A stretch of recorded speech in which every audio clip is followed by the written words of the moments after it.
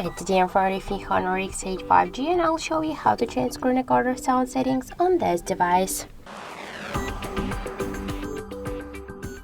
So first open the control panel and find here screen recorder icon. Just tap on this icon.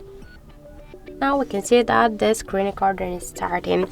So just to use the microphone or to turn it off, you should click here to this microphone icon. When it's blue, this means that the microphone is activated, and just when it's in a white color, so that means that the microphone is turned off.